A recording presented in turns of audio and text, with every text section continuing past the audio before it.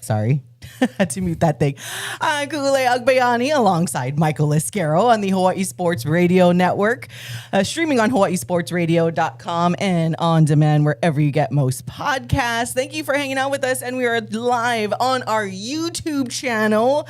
Got a lot of stuff to get into today, but we have made it. We made it through our long week last week, Michael, and we get maybe a little bit of a breather for a couple of days, and then we're right back to it. How you doing? How you feeling? You're alive. You made it. Breather?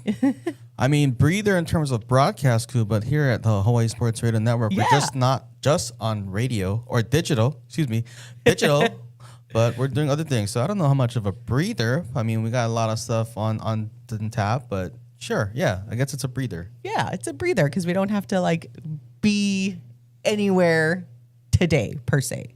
I do have some interviews and stuff lined up, but we don't have to be on site to set up in the sun, but we enjoy it every time because we were covering a bunch of stuff over the weekend, which we'll get into. We got some OIA championship stuff to get into, some HPU, definitely the NFL draft recap and all of that stuff. So it was a very, very packed weekend, probably the biggest, I don't want to say the biggest news per se, but want to let everybody know with the UH men's volleyball team, they lost in the Big West Conference Championship, but fortunately they did enough and had a strong enough schedule that they are still hosting the regional coming up this weekend. Friday it'll be USC and Belmont Abbey, and then Hawaii will play the winner of that match on Saturday. So need to make sure we tell you guys that tickets go on sale, or ticket packages, for the weekend go on sale today at 9 a.m.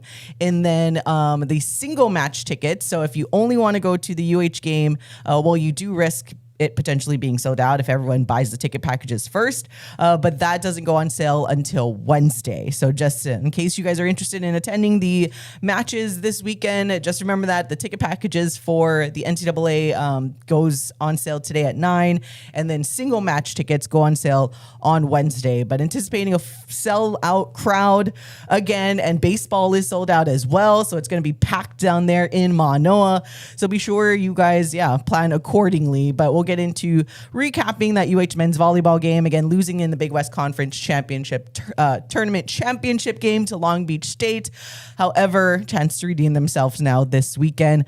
Also the NFL draft, probably the bigger news or biggest news, Kansei Matsuzawa landing up in the 9th island now, and we'll get you the recap of everyone that we can keep track of, either from the University of Hawaii with Hawaii ties. Kapolei alum Dejan Stribling ended up getting drafted number 1, or the first pick in the second round, number 33 overall, out of Ole Miss recently, and now he is going over to the San Francisco 49ers. So a couple of significant pieces, Michael, that from Hawaii, or University of Hawaii, or from Hawaii, landing on teams that have a big time Hawaii fan base. So it's kind of fun to look back at that and look at the NFL draft all right, this is kind of exciting for some of the significant players with Hawaii ties.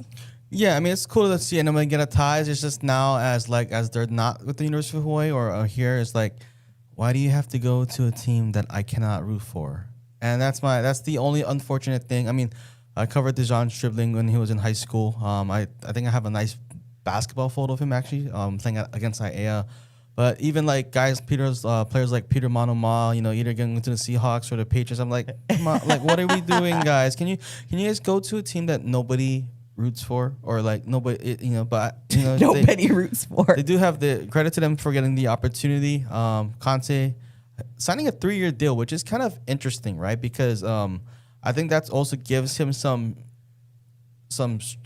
flexibility and whatnot, because he's competing against Matt Gay. Matt Gay is I think the kicker that the Raiders just picked up, and Matt Gay won a Super Bowl. Matt Gay also got paid an extraordinary amount the Rams. So kind of interesting. Maybe it's that 3-year deal. I mean, it also makes sense that maybe somebody could trade for him if they wanted to, if he's not getting playing time. It's one of the more interesting things is 3-year deal for a free agent kicker. I mean, I do know that the NFL International Pathway Program does have some roster flexibility or roster benefits if you do get a player from there. But 3 years, that means that Kansei will be in the NFL for at least that long, hopefully. So I'm also hoping it's not one of those things where it's like, okay, we're gonna pay you everything up front, but then we can cut you like after the first year because you got all your money. So, but yeah, good for Kansei. And then there's a nice clip on the social media of former Hawaii football coach,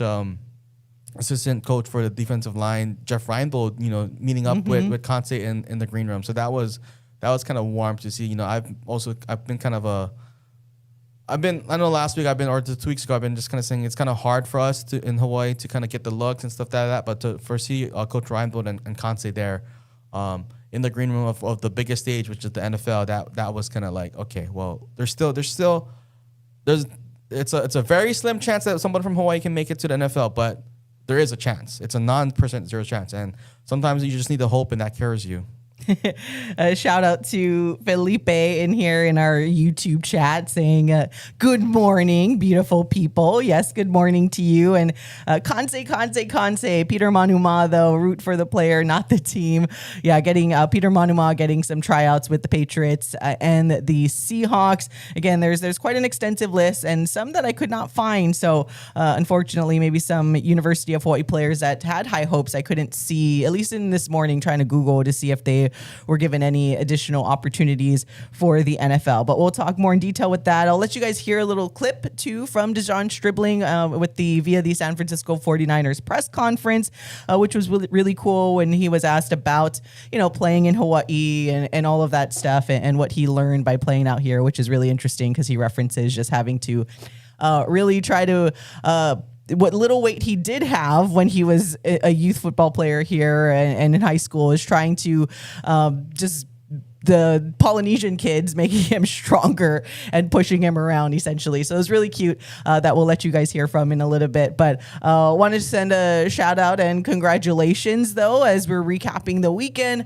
with the OIA. We were covering baseball last week, Friday. Shout out to Midilani, a very interesting, what would you consider it, a walk-off run rule win, I guess you can say, for Midilani over Pro City. And then for softball, you had Radford winning their first OIA title in softball, and Campbell it was not even much of a game for the Division I softball championship in that one. And yeah, but luckily, if you guys missed it though, that's when I wish we had YouTube. Probably the most interesting thing to happen in that game with Campbell was the lightning speed of when Michael Lasquero here and how quickly, without actually falling down the bleachers, which I got a little worried for you, my friend, that was going to happen. But yeah, made it to the if you guys went to McKinley and you know where the press box is at the softball field and you know where the bathroom is, it's quite a journey if you're trying to go and come back in like the span of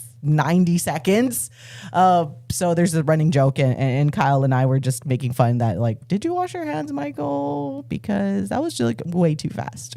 I did wash my hands. And that's why when I went to the bathroom yesterday at Santa Island, it was very impressive. I must carried say. My water bottle with me to let you guys know that even though I went to a porta potty, I did have something to wash my hands. So, but yeah, people don't realize I can run fast. And that's with extra pounds on me. So, when these extra pounds get shedded, you guys be serious, I mean, I probably gotta have someone in the stands film me running around if that's okay, But it's part of the gig, People don't realize that I'm an athlete, even though I never played any organized sports growing up. But I got speed on me.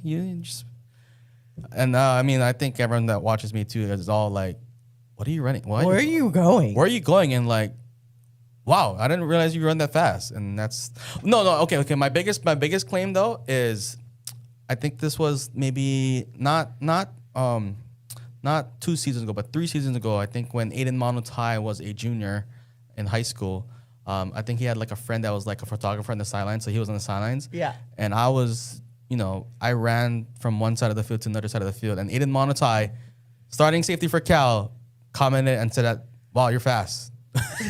So I will always take that with me. So it's because you have that Filipino speed. Us Filipinos are pretty fast. It's pretty shocking. So I'm just gonna say that, just because I'm Filipino too, and I think I'm fast. we for the content we need to have like the three of us, and then Paul's back from his paternity leave, we can do like a 40-yard dash race, and like we'll do that around the NFL time next year in 2027. Bruh, I am almost 40. What are you talking about? Well, You guys can Eisen does race it. each other. Rich You Eisen guys does can it. race each other. I'll probably be out here looking more like what's his name? Dave Portnoy from okay, I can probably run a lot better than he can. But yeah, it's kind of amazing that a guy that has all this control of a big time sports brand. I don't know if you ever saw those videos of when he was doing like some football drills. I was like, that's embarrassing. You should probably not do that ever again in your life. There's Portnoy, I know from Barstool. There's Portnoy that like has University of Hawaii ties, and I can never figure out which one is which. So Dave is the Barstool one. Jeff is the other one. Either way, either one of them doing football drills, it's hilarious. Oh, man. All right. Coming up this week, though, again, we will get into more stuff, all the detailed conversation. We'll get back to the NFL draft talk and get you some more details on some of the other players who got some invites in just a little bit. But I did want to make sure we tell you guys about all the stuff that's happening this week. So as I mentioned, we get a little bit of a breather in terms of not having to go on location anywhere, get a chance to catch up with a lot of our other content on social media and on our website. So just look out for that. I still owe everybody some photos from the OIA surfing championships last week. So I hope to get that up at least before I potentially go to Maui this weekend for the HHSAA state surfing championships happening at Ho'okipa on Maui. But I don't know. We'll see. Now that the men's volleyball team hosting a regional just completely ruined my entire plan. Thanks a lot, but I appreciate you. But thank you very much for throwing a wrench in there. Just when I thought, all right, the flag football schedule and things getting moved around, and then OIA baseball is on Friday. OIA baseball D2 championships we got on Friday. Okay, and then we have girls flag football doubleheader on Thursday. We'll get you those matchups in a little bit once I confirm. So I'm like, all right, I can go to Maui, cover state surfing. But the men's volleyball team plays here on Saturday against likely USC, which is going to be an awesome match. And it's at 4:00 though, instead of 7, which is great for traffic purposes, considering baseball is sold out and that's at 6:30. But when you're trying to cover multiple things like we do here, it doesn't work out very well because unlike the OIA championship, the state championships for surfing are 2 days. So they have the kind of quarterfinal rounds and stuff on Friday, and then Saturday is the actual final rounds. And these finals, when I looked at the schedule, so they have like the different bodyboard, shortboard, and longboard for the two genders. So you have all these finals that don't start until like, I want to say the last final would go at like 2:17 p.m., which does not line up with having to catch a flight back here to make it in time for men's volleyball. So I just got to figure out what this weekend will look like for me now that men's volleyball, again, happy that they're hosting a regional. Don't get it twisted. But now we're resetting the plans that I thought we already had. And I'm like, oh no, yes, but oh no, I got to think about this now, because if I can't like get the, trophy presentation or the winners on the final day, then it's kind of like, that's like the best time. That's the money shot, is getting the winners. And hopefully maybe I can ask around if they're going to make it like OIAs where you didn't know who the winner was until the very end of each division, where it's like not like how traditional surfing contests, you kind of know as the finals going out. So that way, when the surfers come out of the water, they're already doing like the lift up on the shoulders.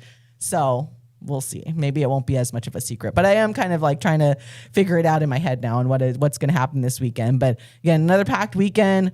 Our next broadcast will be Thursday for flag football. Next week, Tuesday, is actually the girls flag football D1 and D2 championships. That would wrap up our broadcast schedule for this season. Friday, though, we got OIA D2 baseball action. And then Saturday, it's more editorial coverage with volleyball, baseball, surfing, bunch of stuff going on. So I don't know. It's going to be difficult trying to figure out what's going to happen this weekend. Well, I'll tell you what, Kool-Aid. If you can handle getting us transportation on Maui, I think I might book the flight with you and then make the achievement. Because for one, okay, I definitely think I can get a photo from somebody that's going to be there covering it. for the trophy presentation. So if we have to leave from that, we have to leave from that. But it's the first ever state championship, and it's the first ever regional. And to say you will be at both, it's like a very like a notch in the belt, a feather in the cap that nobody else can say. But it's like, I don't want to risk being late for the regional. I mean, the way men's volleyball plays. I mean, if you're, I mean, it's at least you're there at the end. Yeah. And it's on national TV. I mean, that thing's not. Men's volleyball is not going to be done till 6:30. We saw.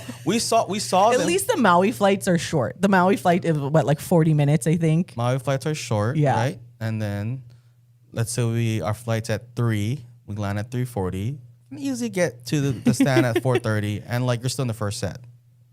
No, but and at least Ho'okipa. Sorry, you guys, indulging in our discussion that we probably should be having like after the show is Pow trying to talk this through. But at least maybe you guys can throw out ideas in the YouTube chat or text us at 808-888-5481. Yeah, like because so like I said, the last heat for the finals, I forget which category it is, but anyways, 217 is what I remember from the live heat schedule that's already posted on hhsa.org. And then so that would be like a few minutes. So then they maybe won't start the trophy presentation until like 2:45-ish. And at least I think the beach is about 20 minutes away from Kahului Airport. So just to kind of think about the timing there, Ho'okipa's about that time. They have like a shuttle service, which is good. So you can, because originally I was like, I don't know how Ubers are in Maui.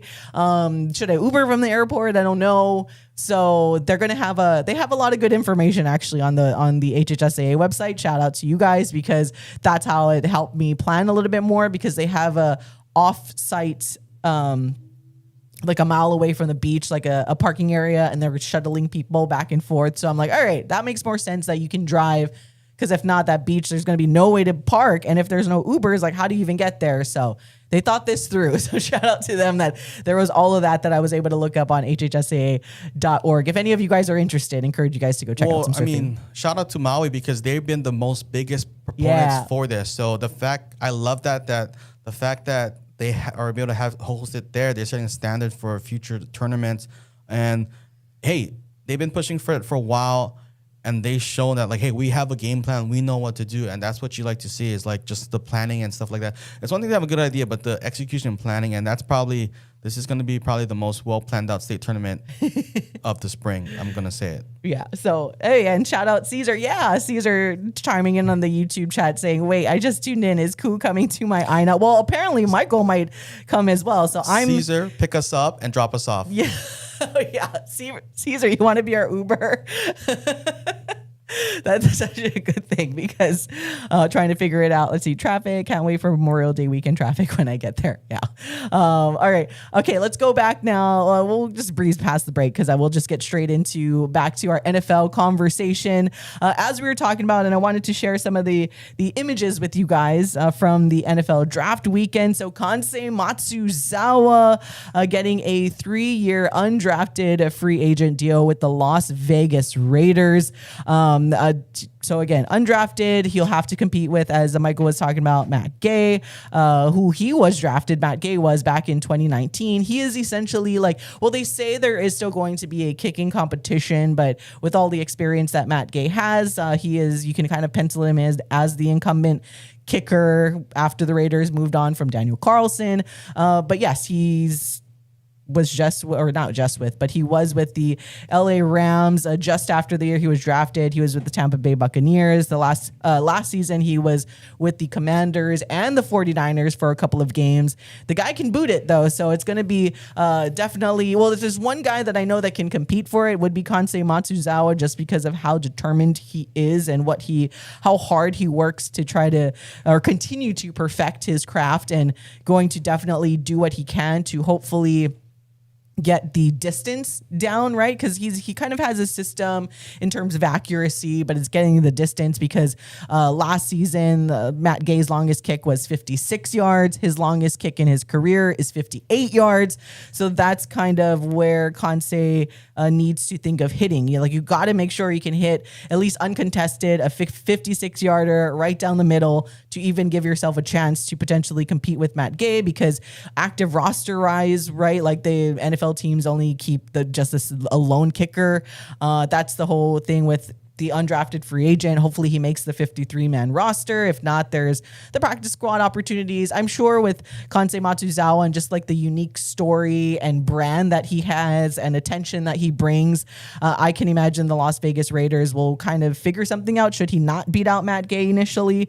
But it is exciting to just see him get the phone call when he was there on location with the draft, and like his girlfriend was there lifting up the Las Vegas Raiders hats, and really excited with the Japan flag draped around him. I know there was photos of him with other players, but that are part of that international program with the NFL. So it was really all smiling faces, and actually I'm scheduled to hopefully be able to chat with Thomas Sheffield later today to ask him about everything, but really excited for Kansei Matsuzawa and the opportunity that awaits him over there in Las Vegas. Again, going to have to compete with a veteran kicker in Matt Gay and someone that can at least hit it from 58 yards and consistently from 56 every season. It's like his long is over 50.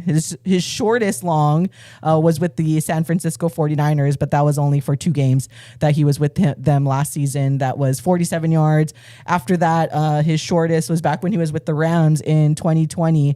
It was 51 yards. Most recently, let's see, last season, he attempted 9 50-plus yarders and made 4 of them. So it's not like he's a guarantee from over 50 yards, but he consistently has made it from 40 to 49. So yeah, quite the work cut out for Kansei Matsuzawa. But again, if there's anyone that I can believe that can genuinely compete with a veteran kicker, it would be Kansei, because of just his determination, and he wants to fight for that spot on the NFL roster, an active roster. Yeah, and at the end of the day, I mean, the kicking is a very like finicky position, right? Sometimes kickers, like great kickers, they have all the ability, gets the yips, and they can't hit anything, right? We talk about the Rams. I think you mentioned Matt Gay's 2023. His shortest long was 51 yards, and Matt Gay was brought into the team like middle of the year because the player that the Rams either drafted or signed, he just wasn't cutting it up, So I think his name was Sam Sloman. And one thing I think I will say about Kansei is I don't ever think I ever saw Kansei had a field goal blocked before in his time at University of Hawaii. Maybe I'm not saying he didn't, but I just don't recall any of his kicks getting blocked, which is a good sign. That means he has some height to his kicks and get it over like these NFL players that definitely can probably leap up and grab it. But yeah, kicking is a main thing is that Kansei like makes relations. I think that's the biggest thing is he makes relations because specialists in the NFL, they have a very short shelf life, right? Like you can have a good season, but then you're going to get paid, but the team doesn't want to pay you because you can find just someone off the couch. Like that's it's a position where someone can just come off the couch literally and perform. Like the main thing is they want you to kick it down the middle. And some players, like even the Rams last year, one of their kickers, Joshua Carty, who they either drafted or signed in free agency, like he had like this amazing knuckleball on the kickoffs, which was something new because there's a new kickoff rule. But because he was working so hard on that kick, that kind of messed up his mechanics in actually kicking field goals, where eventually they cut him, right? So I think main thing for Kansei is making relationships because, like, you look at Matt Gay. I mean, you mentioned all the teams that Matt Gay played for, but you didn't even say the Colts where he got his biggest signing. So kickers, they'll be the proverbial journeyman in the NFL. So the main thing is Kansei makes relationships and shows that he deserves a shot. And sometimes that's what carries you, right? You don't want to be someone that's arrogant or has an attitude or just whatnot. And so yeah, I think Kansei will be good. Curious to see what Coach Sheffield will say about Kansei and that opportunity. And the difference is definitely between the college game and the NFL game and what's required, especially with kickoffs, right? Because I think last season, at some point, Kansei took over the kickoff duties But the way the NFL is set up now with the kickoffs, where there's like a landing zone, you can't get a touchback. Like that's a whole brand new thing. But in a way, maybe that can help Conte succeed in the kicking battle, because we talk about him not having that leg strength, right? But now on the kickoffs, having the leg strength where you can just boot it out of the end zone for a touchback isn't preferred anymore, because that's, I think, on the 30-yard line, right? So maybe having that more finesse will help Conte win the kicking job. Not more so on the kick on the scoring points, but on the kickoffs, where they can maybe even force a turnover, right? And I think we saw Conte make a little tackle in last season. I think Conte, I think Conte is definitely bigger than Matt Gay, so I would give the edge to Conte in terms of making a tackle on special teams over Matt Gay.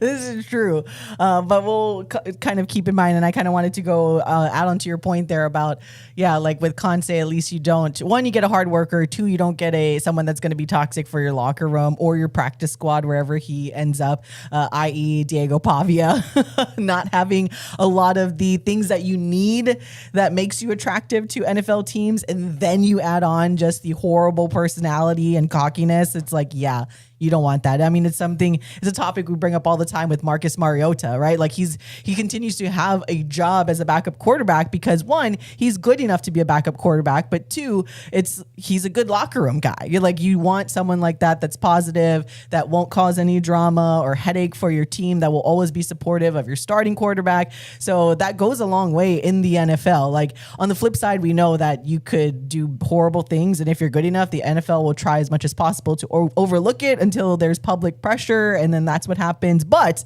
on the opposite way, it can help players like Kansei Matsuzawa, and the brand and attention he brings internationally with the NFL trying to expand their NFL reach. I think that's why it kind of goes over. Then he goes to somewhere like Las Vegas, where it's like a tourist destination. So it all kind of worked out. And I think the future definitely is bright for Kansei, whether or not he initially makes this active roster or if they start off with Matt Gay. But like you said, you never know what could happen with the kicker, because he's been in the league since 2019, still a young kicker in comparison to other good kickers who have had really long careers. But you just, never know when there is going to be that drop off. So at least Kansei will be waiting in the wings and ready to get that spot if he is definitely called upon. I will say this though, and it is kind of sometimes can be a double-edged sword in the NFL, is he does have international brand. He does have that, a big following, but don't feed into the media circus, right? And we see stuff like, maybe like Tim Tebow, where you have one guy, that's like very open with his fate, and like just, and the media just made it like, you want to kind of display, and then that kind of, Paul, our own Paul with the New York Jets, right? Like Mark Sanchez was definitely the starter, but then you have media always asking about Tim Tebow. When is Tim Tebow going to get in? Tim Tebow game? And then on the other side, you have like Colin Kaepernick, where, yes, does he have talent? Yeah, like we saw him like beat the Packers and go all the way to the Super Bowl, but the police brutality protests and stuff like that just kind of like feeds into that, and even guys like Shadur. So one piece of advice, Kansei, that I will offer right now is that if the Raiders ask you to put the name of your jersey, or put your name on the back of your jersey in kanji, please say no.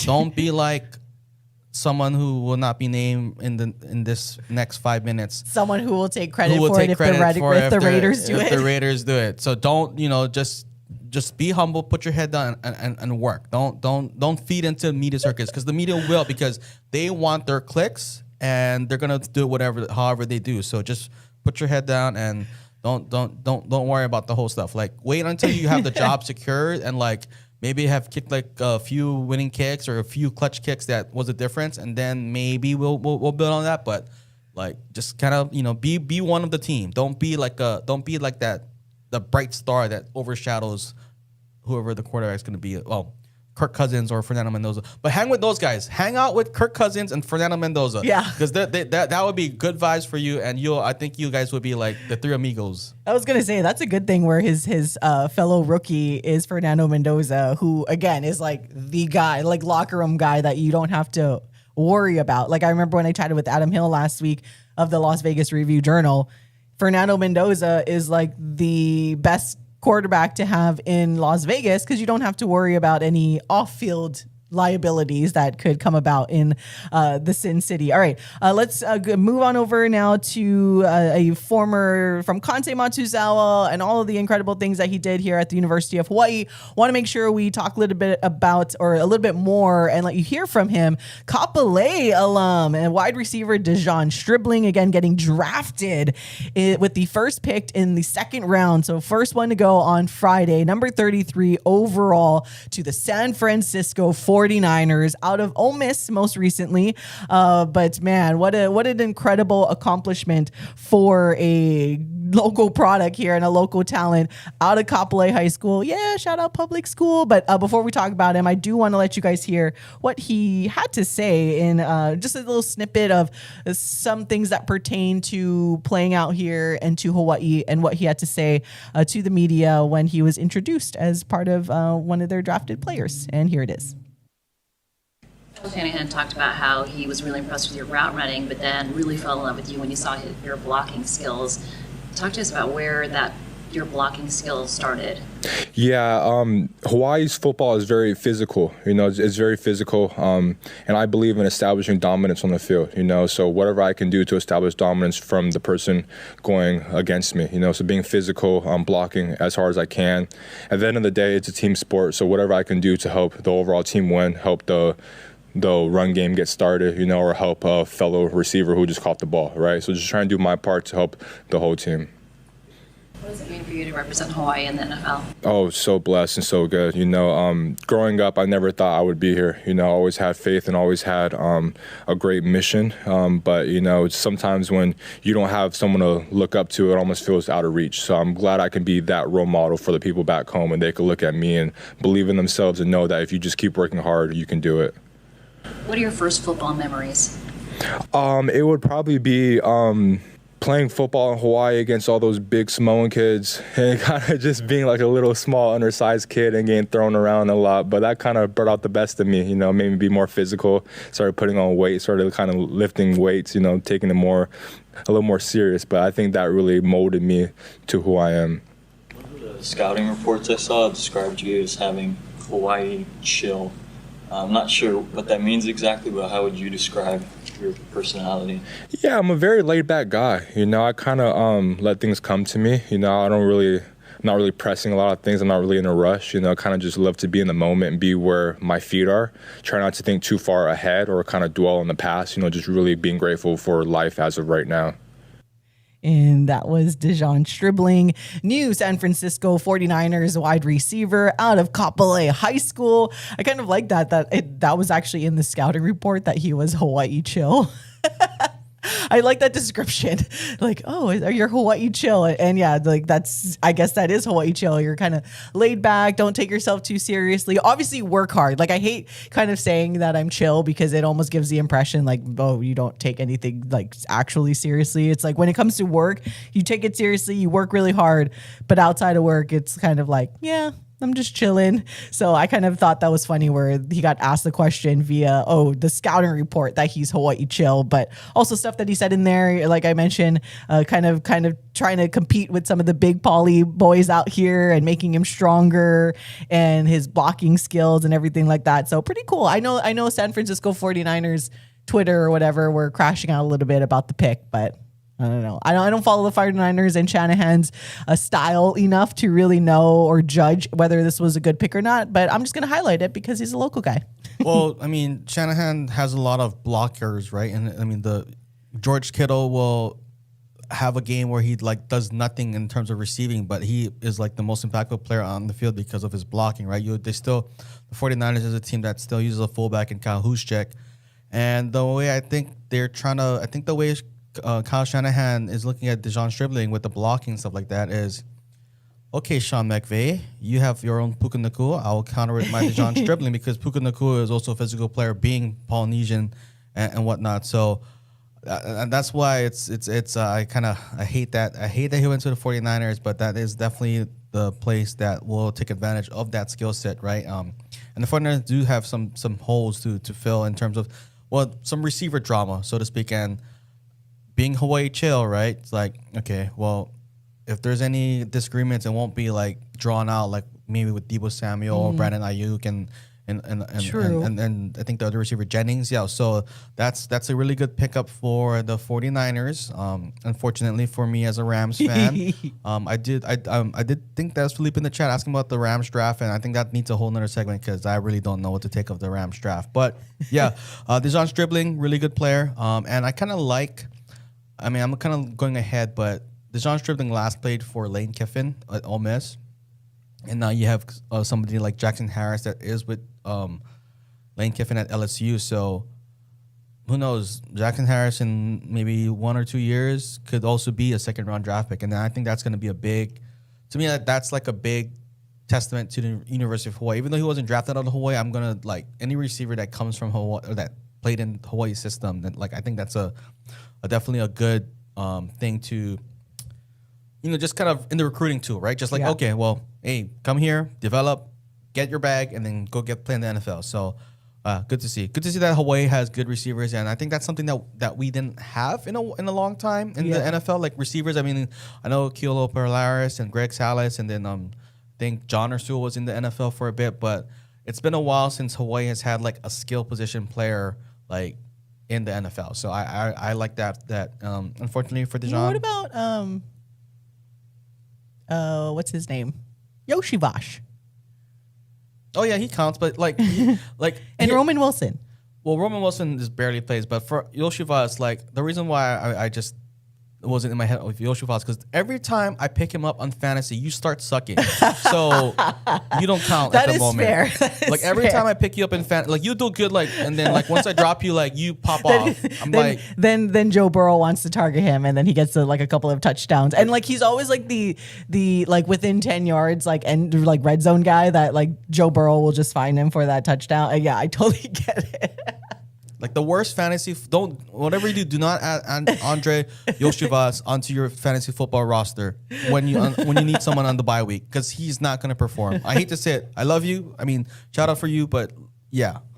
It is pretty cool though. I guess I should say public school skill position player. There you go. Yeah, and again, I think that's why it's like it hits a little differently, like talking about and posting about Dejon Stribling because shout out public school. I'm sure Zor Ned was like all happy about it as he loves to represent his Kapolei High School alum too. Basketball teammates actually. I want to say they were around the same age. Zor's older, but maybe like. When he was like maybe a few years apart, I guess. I don't really know with football anymore because I got to look back at like the years and even Zor. I don't know. I think Zor hit Uncle. So it was like when Zor was like a senior and then Dejon was like a freshman. Well, I know that I took a picture of Dejon playing basketball in high school that 2019-2020 season. I know I took a photo, but I can't remember if he was a junior or senior that year. So I think Zor and Paul's the same age.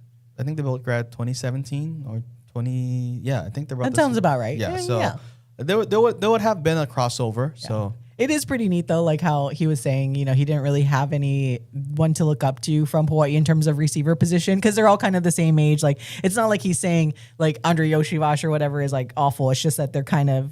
They were growing up at the same time. So it's like Dejon couldn't look up to anybody and be like, oh, I can look at that receiver that's local, right? So it's pretty cool how Hawaii was only known for the lineman, and then we had like the linebacker with Manti, and then we started getting into the quarterbacks. Now Hawaii is like breeding like really good quarterbacks, NFL level quarterbacks, and then now another skill position making its way into the mix with wide receivers, which is really really cool. But at the same time, it's like, stay away, all the big schools. Because that was another thing too, right? I forget the stat or I forget the year that they said, but this is like the first draft where no FCS players were drafted. And it's been a long time, but that kind of just adds to what we talk about with the era that we are in, where if you are a standout FCS player, chances are you're going to get poached almost immediately to go to an FBS school. So seeing that actually come through to fruition, that no FCS player was drafted, it's been a long time, and my apologies, I don't have this stat in front of me exactly what year, but it's been a while since that happened, and that just bolds to this whole era that we live in now with college sports, especially college college football because, if you stand out, you're not going to spend too much time in the FCS. All right, I wanted to, before we transition to some men's volleyball, let's see. And let me know if you saw anything else too, Michael. In terms of Hawaii players? Yeah, so there's Peter Manuma, who has tryouts with the Patriots and Seahawks. Christian Vaughn, shout out Christian Vaughn, wishing all the best to you at the minicamp invite for the Chicago Bears. We didn't really, which was interesting because he really didn't get into any action for UH, but getting invited was kind of surprised me a little bit. So what I will say about Christian Vaughn is, like, he wasn't in the system that fit him at UH, right? I mean, like, he's more of a downhill runner. Like, you'll see him like give you like a good 5 yards like on one carry like a game,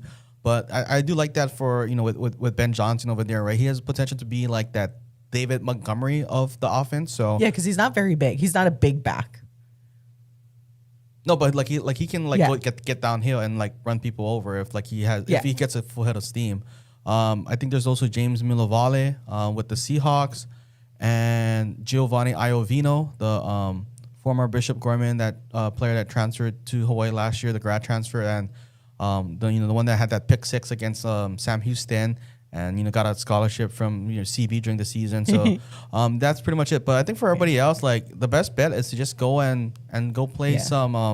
Well, Giovanni is with the Raiders. Yeah, the Raiders. Yeah. No, you didn't say the team. So I wanted to make sure people knew that his minicamp invite was with the Raiders. Yeah. But the best bet for some of our guys that still want to like chase a shot is go play in the XFL, USFL, whatever it's called. Go play in like the Canadian League. I mean, heck, Coach Reinbold is now over there in the Canadian League, so he can always like maybe like, okay, come on my team. We need a lineman. Jackie Johnson, you want to come over? Because Jackie Johnson is one of those undersized players that definitely deserve a shot. Come over here and we'll use you. So there's opportunities, right? And the main thing is like we talk about no FCS players being drafted.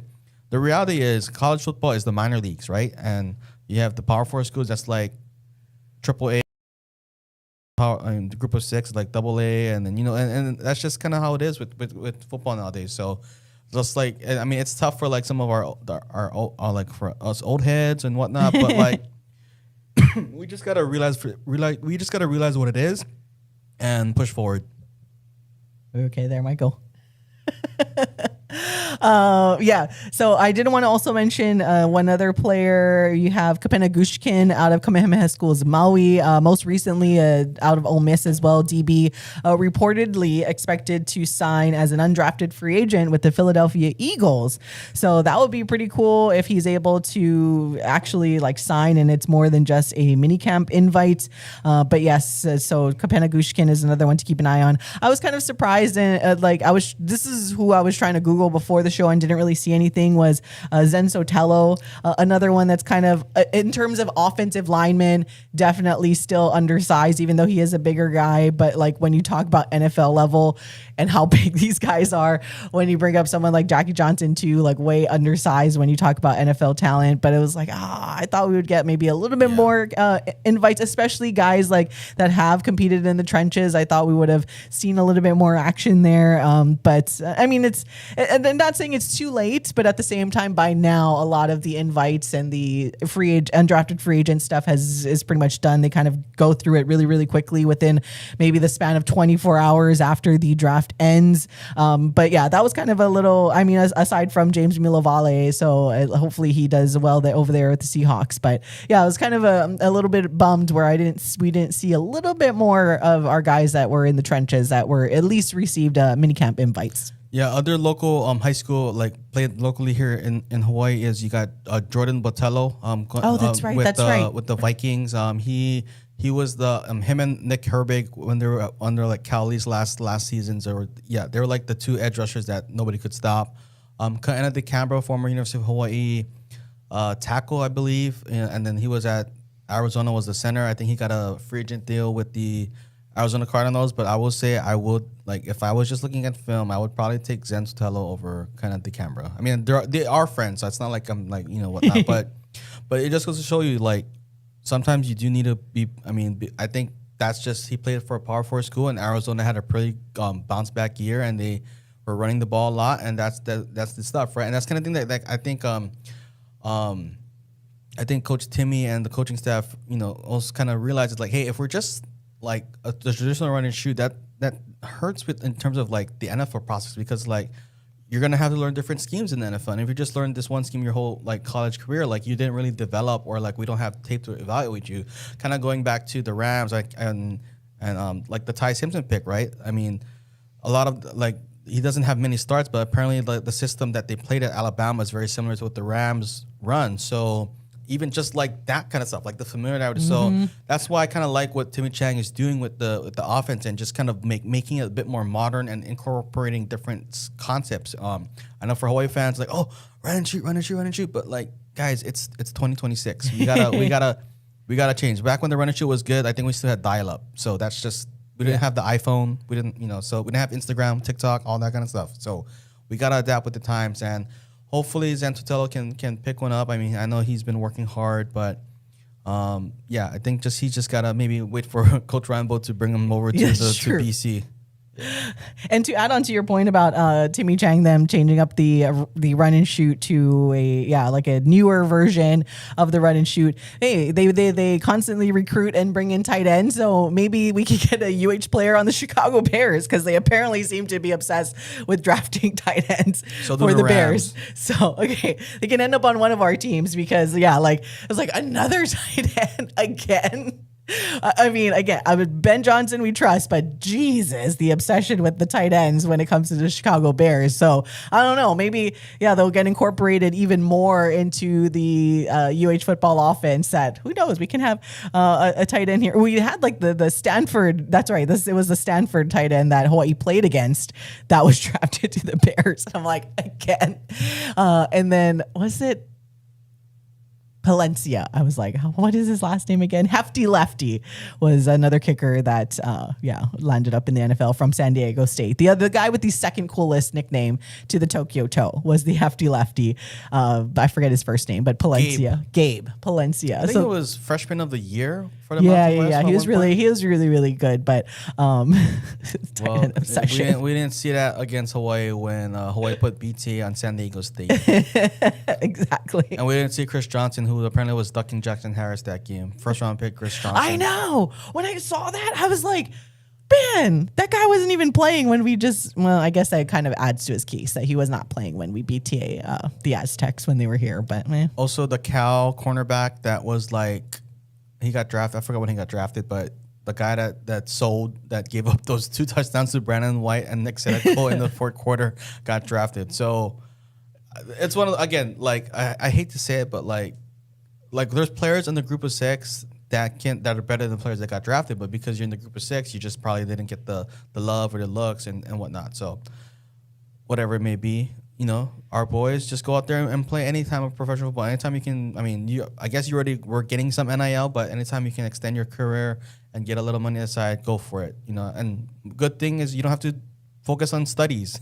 I do appreciate that our coaching staff is positive about it either way, right? Like Coach CB has talked about, this is an opportunity for you. Whatever position you play, you have to play in order to get looks and potentially make it into the NFL. So, and then you have someone like Coach Jared Ursua, who recruited Jackson Harris and found the diamond in the rough, essentially under what he had referred to as the wide receiver graveyard, basically finding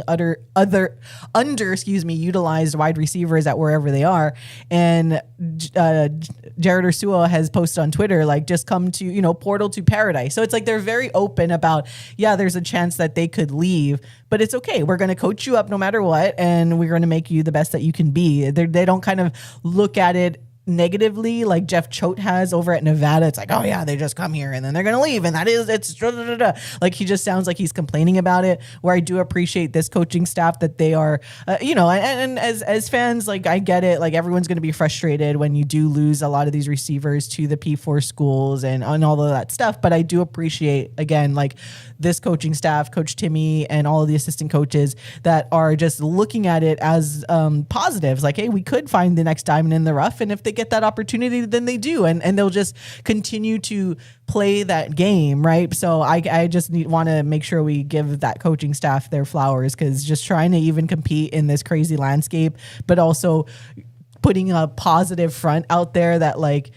I don't want to say they're okay with one and done players, but it's like if it happens, then cool. We showed that we can coach this guy up, and hopefully he can get into bigger opportunities. And if not, like we got an excellent culture, and they'll continue to get reps, right? So I do want to give credit because it's definitely a different temperature when you watch the Jeff Choate media availabilities at Nevada about complaining about the lack of money, complaining about how players are just going to get poached, where our coaches are more, I like their, how they go about doing their business publicly, where it's just kind of looking at it as, you know what, we're just going to keep doing the best that we can with what we have. And we will continue to ask for your support. But if not, like, we're just going to keep going out there and trying to put together a winning football team. Yeah, shout out to our coaches, but I also don't want to rag on Jeff Choate a little bit because, I mean, I don't want to rag on him because he is saying stuff that people don't want to say or don't have the balls to say, or they don't want to upset the apple cart. So shout out to you, Jeff Choate. I mean, I think also for him, like, he is in the same state with UNLV, who seems to be getting everything. So, like, I can understand his frustration because it's like, well, hello, we're here too. You know, so yeah, so that's shout out to you, Jeff Choate. You keep doing what you're doing and giving us content. We'll always say content because content is king. All right, let's see. Switching over now, and just got a few more minutes. Well, I guess we just got we got as much time as we want here.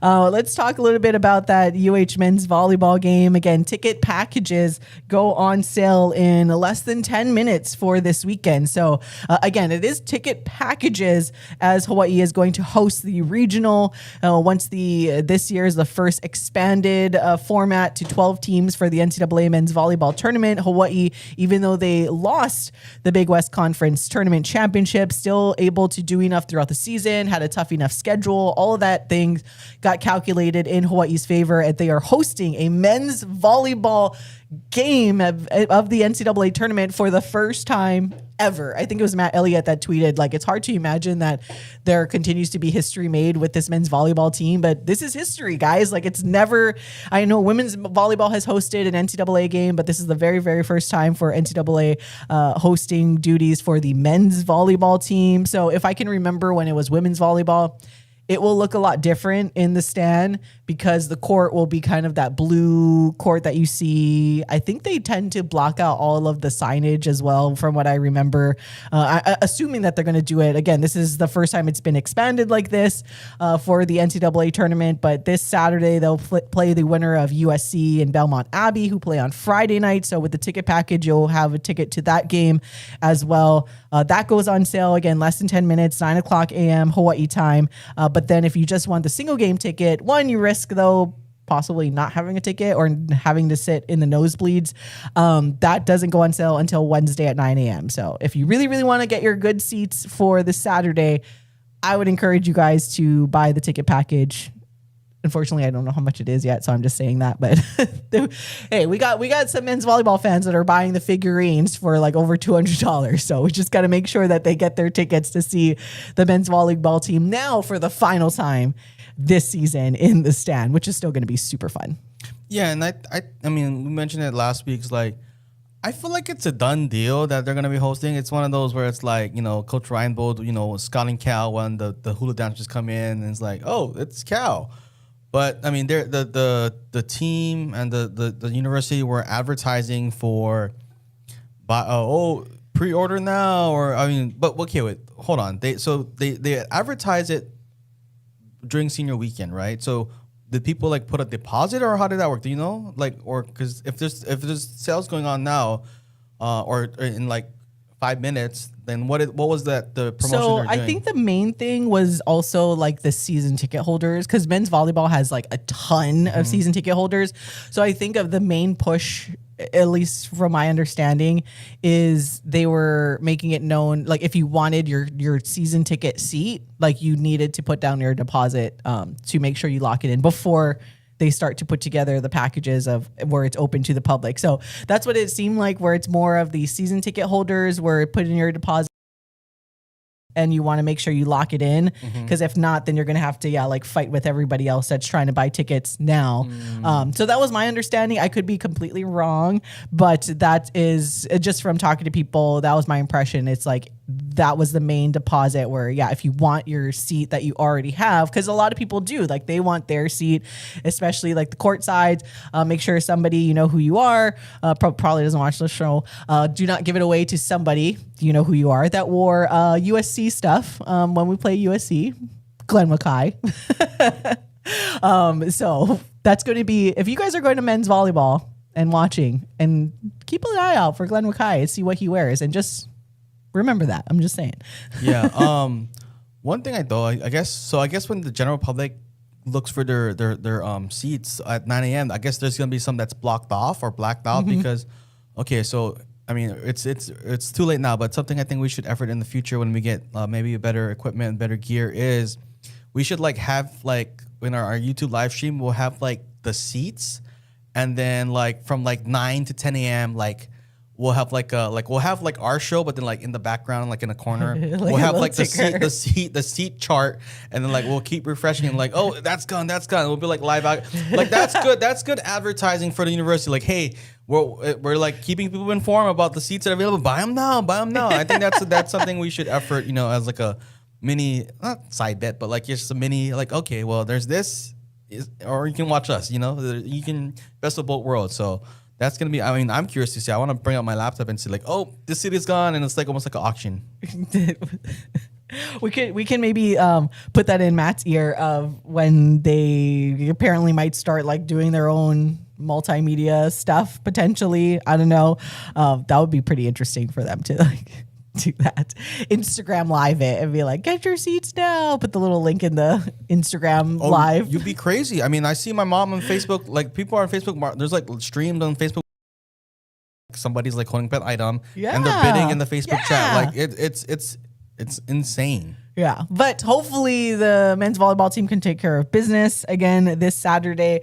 Going back to the match on this past Saturday, though, speaking of, it was a tough one. It was one that very much looked like it was going to go in Hawaii's favor. I was able to catch up on the game. Like that was pretty much like the last thing I watched yesterday. I'm like, all right, I got to watch this game, see what I missed, because we were out doing the softball games while the men's volleyball match was going on live on Saturday. Only Paul Brecht was able to kind of keep up with it in real time. So Hawaii falling to Long Beach State, after taking the first set 25-20, and then a second set. Long Beach took 27-25. Hawaii took the third set 25-22. Long Beach State took a long fourth set 30-28, in which Hawaii had a ton of opportunities to close out that set and essentially kind of make way for another Big West Conference trophy inside their cabinets, but unfortunately just couldn't close it out.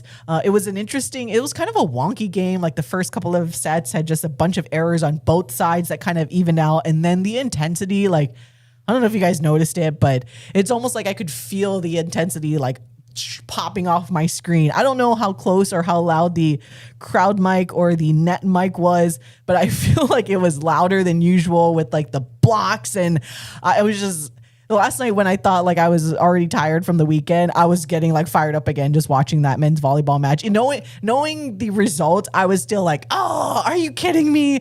And just watching it through. And that fifth set, though, going obviously in Long Beach's favor, 15-11, but high intensity game.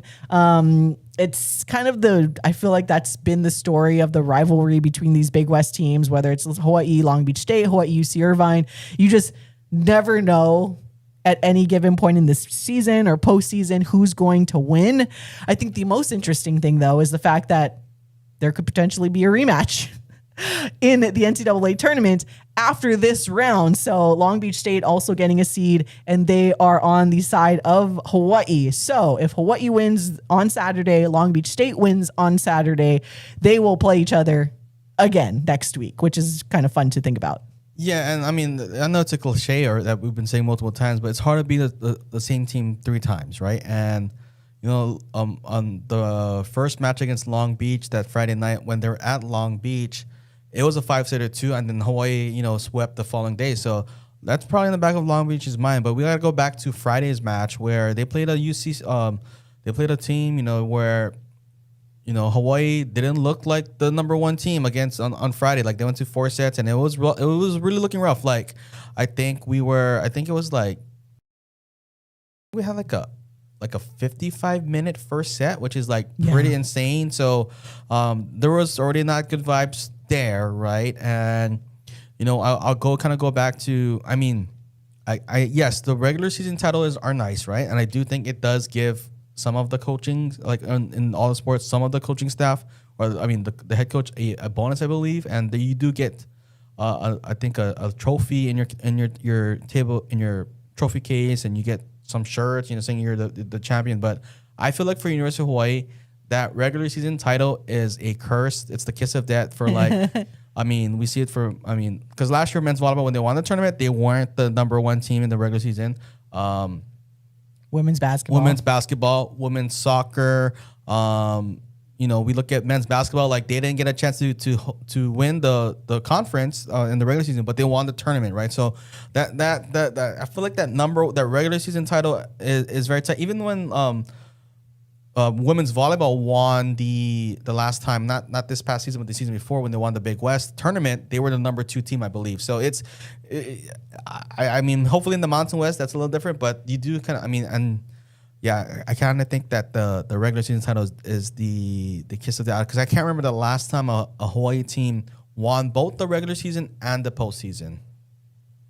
I feel like it's women's basketball kind of recently, though. Like before, when they did win 20-something. Yeah, I got to look it up. But I know like the most recent times when they were the tournament or the season champions, not so much. But I feel like there was a couple of seasons where they did both. Anyways, we'll just have to look it up. Yeah, but I don't know. Winning is winning. It's harder to win a regular season title because you have to go the entire season of winning games. But then it's like when you go into the tournament and play like 2 or 3 games, like you just have to kind of play your best for that short stretch. I think that's why it's important to at least have like 2 like recognition for regular season and tournament, obviously, because it's definitely can be more difficult. That's why either way it's an accomplishment. Unfortunately, you need to win the tournament, especially in basketball, to get the ultimate prize of going to the NCAA tournament, for sure. I think I mean, I don't want to discredit the accomplishment, but I think I'm saying like maybe the pageantry, a little bit of it, or like the celebration of it, right? I mean, Coach Beeman is a great coach, and perfect. Was wonderful for in her time as the head coach for women's basketball. I mean, hopefully Coach Beeman will still be with the university in some capacity in the future. But I don't like cutting the nets for the regular season title. Like, I mean, to me, I don't like the Lakers, but Kobe is always, someone that we look up to, or like kind of look at as like job's not finished, and that's true, right? The job's not finished if you win the regular season. Also, like men's volleyball, they I guess celebrated the title like the night before senior night, where they got the shirts and everything. So it's like, it's nice, but like maybe like off to the side, behind closed doors. Okay, here's your shirt. I think you're being way too superstitious. Like, winning is winning, and if you can't win in the tournament, then that's your own fault. Like, I don't know, it's not that deep, in my opinion. I'm like, you win the regular season. I just think it's hard to do both. Like, and not everyone can do it, and that just is how sports is. Like, I don't think winning the regular season automatically means you're like fighting an uphill battle because the universe said you won the regular season title and you're not going to win the tournament. I just think like when playing a team that's in men's volleyball, getting back on track, it's like stuff happens. I mean, Justin Todd, there's like, we don't know what his availability is going to be this weekend, because he had kind of on Friday's match, it wasn't even like he was doing like a back set and was like turning while he did the back set and like tweaked, I want to say it was his right ankle as he was turning. So it wasn't even like a jumping type of injury where you land wrong or you fall on someone's foot. It was just kind of a wonky type of injury that in real time even didn't look bad, and then he was just on the ground and then had to be helped off, and then the replay kind of showed that happen where he was back setting and then just turned funny, but foot planted already on the ground. Again, it wasn't one of those like you land on someone's foot, we've seen that happen before, or you trip over someone or something happens. So it's kind of unfortunate to see that happen with Justin Todd. But Ofek Hazan getting the start in Saturday's match and continuing to be kind of like that go-to guy. I mean, I've said it before on the show. Ofek Hazan has been like one of my, if not my favorite players. He kind of feels like how I feel about when Kurt Neusterer was playing. Like they're kind of like that guy. They're maybe not like always the all-star, so to speak, on this volleyball team, but they always do what they need to do whenever they are given the opportunity. And yeah, Ofek Hazan is like, I always get fired up too whenever he like has some incredible block or makes these big plays. So without Justin Todd now, like, well, at least there's Ofek Hazan, but it just is unfortunate not having that type of depth at that middle blocker position like you would normally want to, and especially against a tough opponent. And likely, I feel so bad because we're just like, no, we're not giving I want to say Downtown Abbey. We're not giving Downtown Abbey any opportunities.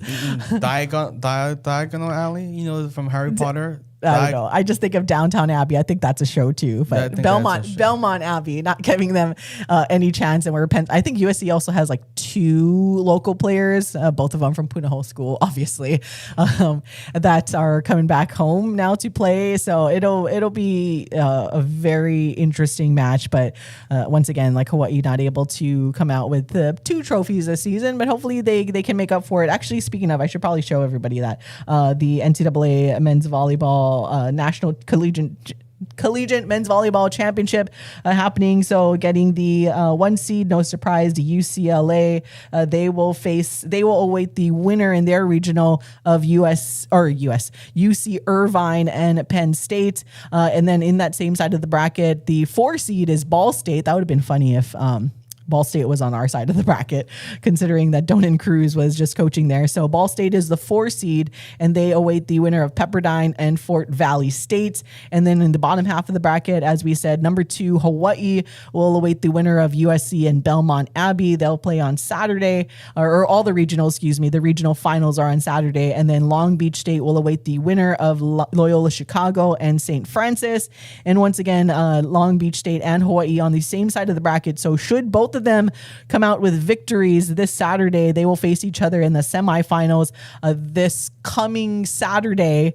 And then UCLA and I'm just penciling them in there. I don't know. UCLA or UC Irvine or Penn State. We'll see how that goes. But the semifinals being hosted, though, and the championship by UCLA. So that will be on May 9th, and the championship will be on a Monday on May 11th. So a lot of stuff going on in conjunction with, of course, Mother's Day happening as well. There's just a lot to keep up with. But luckily, we still get more volleyball for us to play here.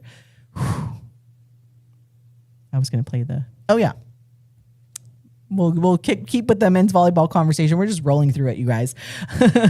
I want to let you guys hear real quick. Sorry, we're going back and forth, but just play a little snippet for you guys from the post-game press conference after Hawaii lost the championship game to Long Beach State, and it just starts with Coach Charlie Wade's initial thoughts. Certainly the match was entertaining, could have gone either way. We had a chance. I thought if we win the second, things probably go a little different. In the fourth, we had a chance to close it out, but you got to give credit. The opposite played really good down the stretch and had a bunch of clutch kills for them. And they were the better team tonight, and they have the championship. Look, we were down in the fourth, and then we were up in the fourth, and then it was kind of back and forth. And like I said, I give Irvine a lot of credit. We had the opposite made some really big swings. The difference was earlier in that set, we had some balls back on our side and didn't transition score. We could have pulled away a little farther. But again, got to give credit to Irvine. They played well throughout, steadied out, and jumped out to a little lead there in the fifth. Kind of a wonky game to start with. I mean, won the set with more errors than Long Beach, and then flip-flopped and lost the set with less errors.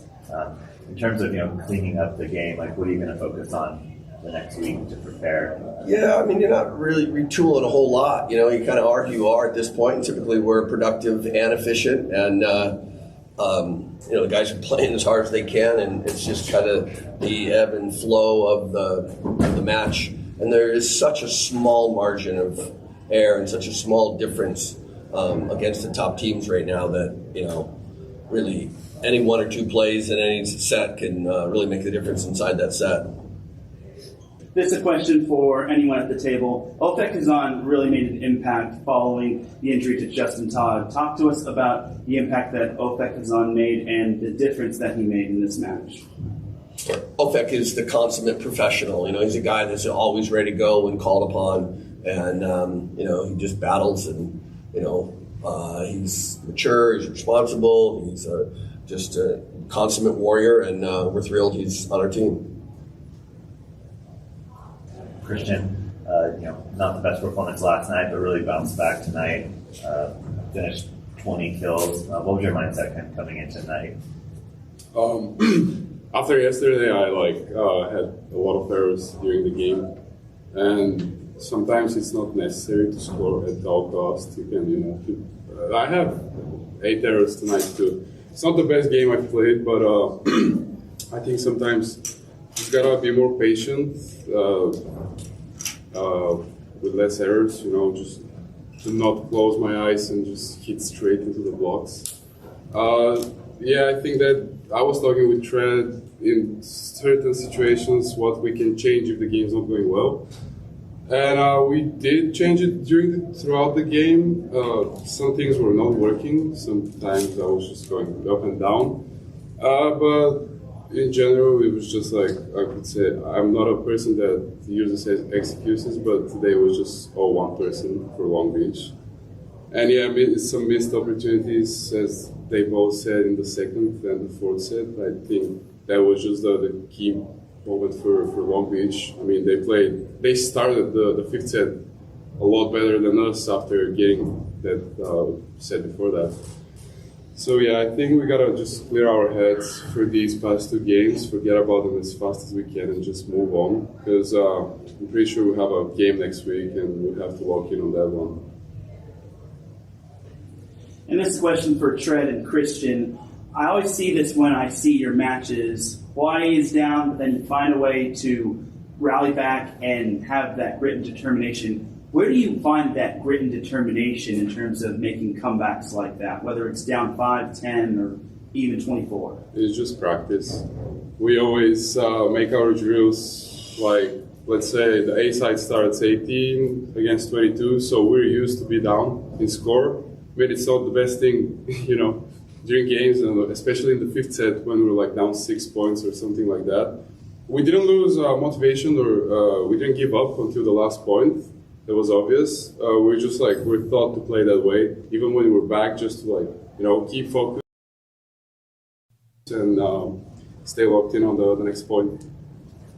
And that was the UH men's volleyball post game, or the Big West Conference Tournament Championship post game following Hawaii's loss to Long Beach State. Right recently there, you heard from Christian Tetrisky, and then also head coach Charlie Wade, and Tread Rosenthal was there, obviously. But then I only got asked one question, but I kind of took it out of the audio there. But nonetheless, got to bounce back here coming up this weekend. So looking forward to it very, very much. We'll see what happens. All right, we're going to take a quick break, our first break of the show at this point. We'll be right back on the Hawaii Sports Radio Network.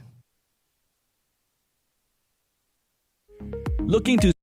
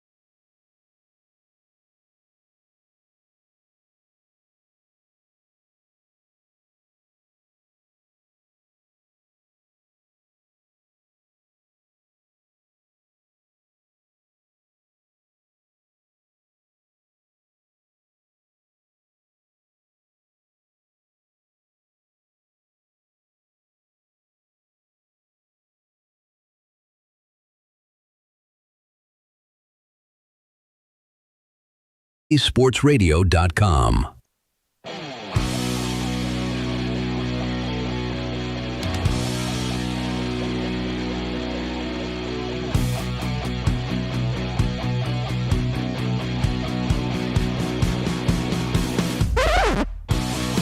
Welcome back to Wake Up in the Den, hour number 2. I'm Kule Agbayani alongside Michael Lasquero on the Hawaii Sports Radio Network, streaming on hawaiisportsradio.com via the Hawaii Sports Radio Network app or via our YouTube channel. Thank you for tuning in this and every weekday morning on audio, at least every weekday morning from 8 to 10 and every single Monday here on our YouTube channel. We appreciate all of you that do. Feel free to chime in on the YouTube chat or text us at 808-888-5481. That's 808-888-5481. As we kind of just went through, we almost did like an hour and 15 minutes as hour number 1 because I was just like, let's just keep going. Don't want to take a break. We'll just go through all of our topics that we already had planned. We did get a text. I think this is in regard to our previous conversation when we were just talking about like winning regular season and winning the tournament titles. Someone texting in, you can't compare volleyball and basketball when it comes to tournaments because of their consistency in ranking and the limited teams in the NCAA tournament. Regardless of season champion or conference champion, it doesn't hurt them. In basketball, seeding and buys rely on how you finish the season, will affect the conference tournament results and ultimately NCAA bid.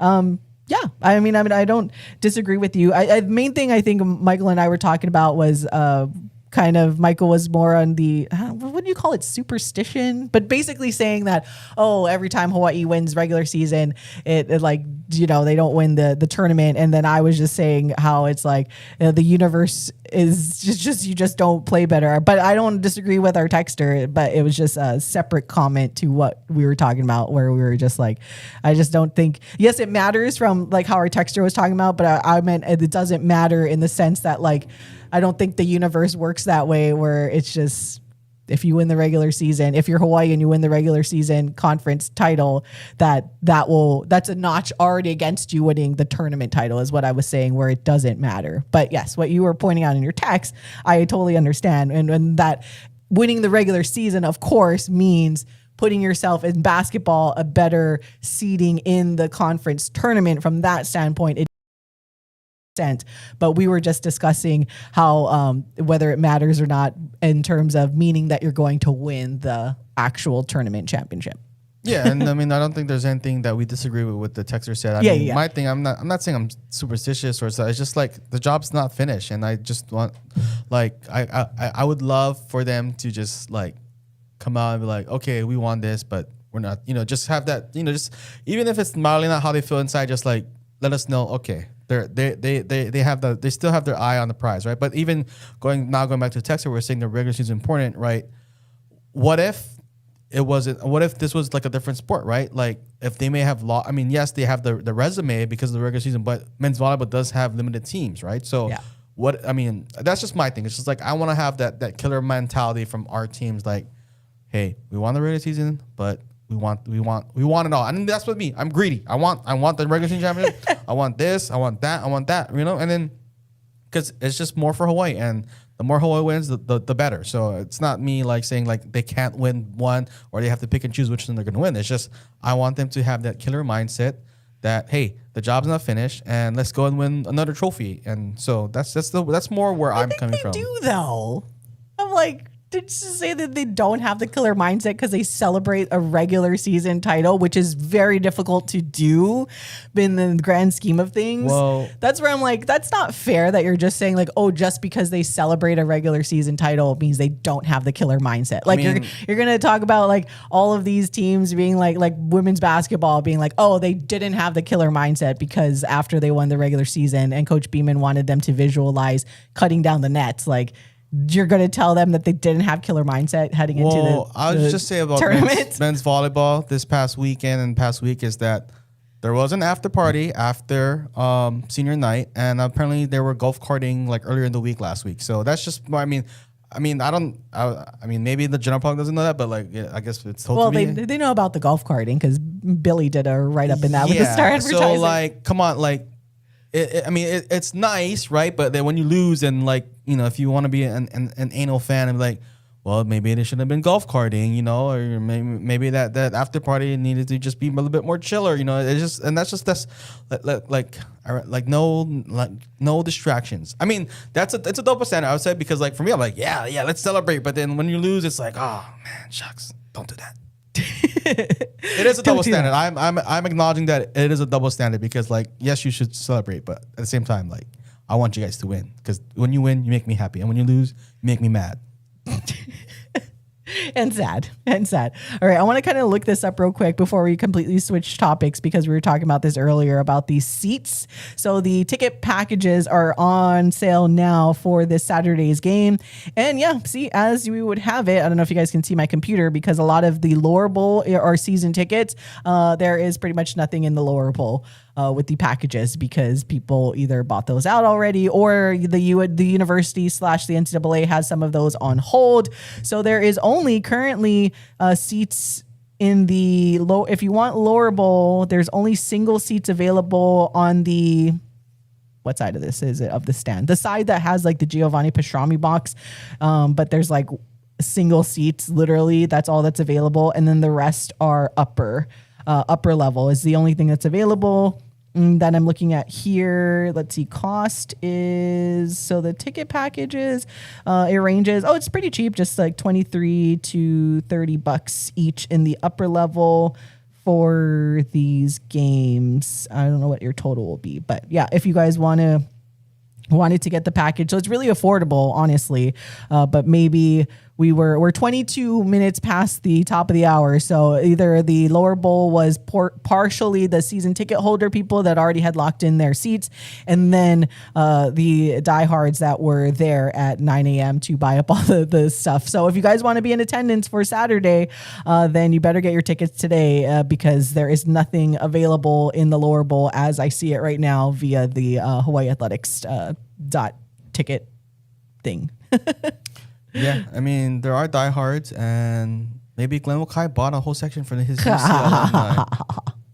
That he will definitely wear his UCLA gear too. So, all right. Oh, USC. Sorry, UCLA. Oh, yeah. Sorry, USC. Oh, my God. How dare us insult UCLA like that by attaching Glenn Wakai to UCLA. Poor thing. We're sorry, UCLA. Did not mean to do that. All right, let's get it over to some OIA sports now, just to get you guys caught up with some of the other things that we were doing in the... Hold on. Oh, sorry. I saw another text that was talking about in response to the celebrating thing. They said, what's wrong with celebrating? ? At their level, they know when it's game time and time to perform. This is not Coach Wade's first rodeo. True. That's where Michael and I will agree to disagree. Because I'm like, I feel like you can celebrate a week out and winning. And again, it's hard to win a regular season. Like it is hard and you just have to turn around and try to win a tournament. Like I think you can celebrate both because either one is an accomplishment to do because this is regular season. You have to play the gauntlet of games, right? Like for men's volleyball, you have to play like quite literally the other, two of the top 5 teams in the nation during your conference schedule, especially with Long Beach State and UC Irvine. So yeah, you can celebrate it all you want. And I mean, they're college age. They're in their early 20s. They can bounce back from an after party. And as long as the golf cart didn't have anything crazy. It's the partying. Anyways, let's move on and get to the OIA tournament or the OIA championships that we were covering on Friday. We were there covering Mililani versus Pearl City for the OIA baseball championships. So, Michael, just real quick, maybe a brief summary of that game before we hit it for the beautiful people to hear from Coach. Yeah, it was both games in the regular season, they split the regular season, and both games were decided by 1 run or less. And the way the first 3 innings went, I think Mililani took a 1 or 2-0 lead in the first, and then Pro City bounced back and took the lead, and Mililani scored again, and Pro City tied it. And it was a 3-3 game heading into the 6th inning and the bottom of 6, but then Mililani just kind of capitalized on Pro City errors and mistakes, and they scored 10 runs in the bottom of 6 and walked it off. In mercy rule fashion. And so that was kind of amazing to see. But again, Mililani, a lot of talent, a lot of transfers. So, I mean, they like the top team for one of the top teams in the state tournament. I mean, they do have like solid pitching, right? Because both teams did have a bye in the OI tournament. So, but Mililani able to ride out Zane Ho'okala, the former Kailua transfer, who did win, I think, an OI title for Kailua 2 years ago, I think, or was on that team. So, yeah, it's going to be Mililani looking good. Pro City, I mean, their freshmen that they started and the freshman reliever after that, they were looking pretty solid. But when they went to some of their older pitchers in the bullpen in the 6th inning, it just fell apart for them. So pitching depth really played a factor in that loss to or the championship win for Mililani. And I mean, our fun factor VIP of the game was Knox Marzo, just a freshman. He had like a not 2 RBI, a single to take the lead, but he had an RBI to tie it, and then on the throw or during the play, another run scored, so that gave him the lead. 3-2, and then in the bottom of 6, he did have the go-ahead RBI that started off a 10-run inning. So Knox Marzo is the younger brother of Cole Marzo Jr., center fielder for Mililani that is going to the University of Hawaii. So just putting it out there, Knox Marzo, class of 2029. You better start recruiting him if anybody's listening. Just like we were putting out the bat signal for with the Allen of Moanalua, who's a sophomore. It's like start, even though they changed the rules now, you can't talk to any sophomores or younger anymore as how it used to be. I think Jocelyn Alalo was talking about that before, where her recruiting journey started so early that you really don't know anything about choosing a school. So things happen. So they made it, fortunately, a little older. But yeah, that's the freshman again. 13-3 over Pearl City for the OIA Division I Baseball Championship. Tomorrow, I think today, the MIL left, or whoever gets played today. So tomorrow we'll have a chat with our friend on Maui, Donald Mahoy, to kind of get us caught up with what's going on with Maui baseball, as they're usually always a top competitor in the state tournament. As Michael just mentioning, Mililani definitely going to be a contender this year for the state tournament. But before we get ahead of ourselves, want to let you guys hear from Mililani baseball head coach Mark Hirayama, as Michael had a chance to catch up with him in the post game, and here it is. We're with Coach Mark Hirayama, stood the Mililani Trojans just repeat against for the OI Division I title. But Coach, this tournament, I mean, the way this game started, it looked like it was going to be another close game against Pro City, but you guys dominated the tournament, get 3 mercy run victories. What can you say about this year's team? This team, they just scrapped. They bought into what we're selling, and they just played for each other and just worked hard, and just keep playing. Talk about Zane, right? I think he had 2 complete games. He got that win against Pro City in the regular season. Today he gets 6 strikeouts in 6 innings. So talk about him, because he kind of locked in after giving up those early runs. Zane's a competitor. He's not going to want to come out of the game, and he's going to find a way to battle, and that's just his makeup. We were lucky to have him this year. I want to ask you about Knox Marzo, right? He had that 2-run that 2 RBI hit against Pro City that gave you guys the win in the regular season. Today, I think he had a play or a hit ball where that led to 2 runs to take the lead. Then he also took the lead again to go up 4-3 in that 10-run spot in the bottom of 6. Young guy, right? And I thought you were going to leave him in there to get the game-ending hit, right, in the mercy rule fashion. But what can you say about Knox? For a freshman to come in and just want to be in the big spot is huge. And it's all the mindset that we talk about. Is like you got to want to be in that situation. I mean, we come out and practice every day, work hard, and to be in that situation. And some guys just want to be there. To repeat in any sport, it's hard because there's a bullseye on you guys, right? But you guys repeat as OIA champions.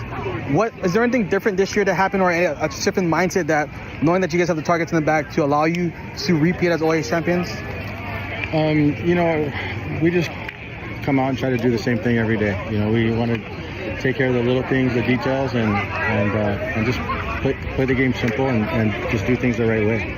So that's all we try to do, is do things the right way and have fun. Last time I saw you was with when Dylan Gabriel came in, rededicate the clubhouse after some renovations and some new equipment. Anything you want to say with Dylan Gabriel, and how much that helped this back half stretch of the season?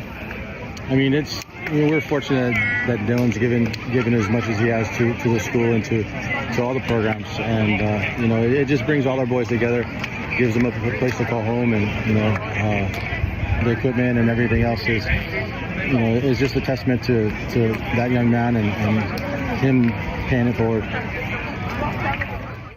I love how you like threw in like the little Dylan Gabriel question there at the end.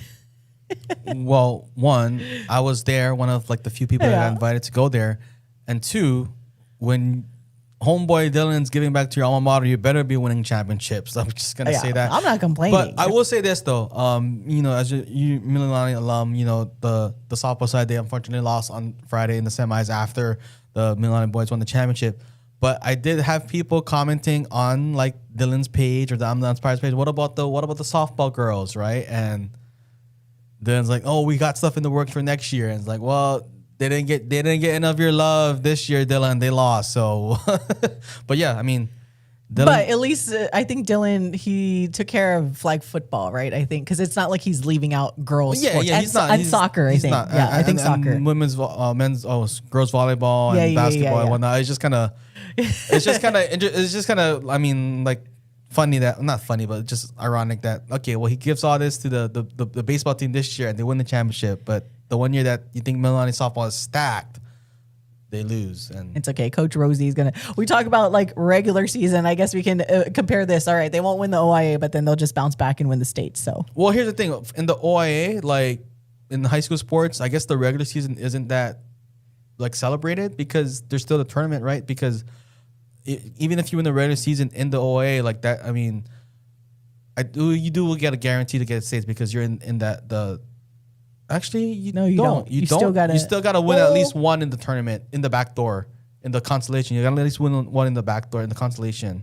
Oh yeah. Yeah, because if you make the semis, you're in. But if you win the regular season, you just have a bye, so you still need to win. So see, I guess again, all my experience covering high school sports, like I've just seen a lot of teams like look so good in the regular season, and they fall, they stumble in the postseason. That's still apples to oranges, though. The regular season for high school sports has never been celebrated. But they play a lot of teams. Yeah. So it's similar. No, it's not. I'm like, no, it's not. We've never celebrated the regular season. You celebrate the OIA tournament championship. You celebrate, obviously, states.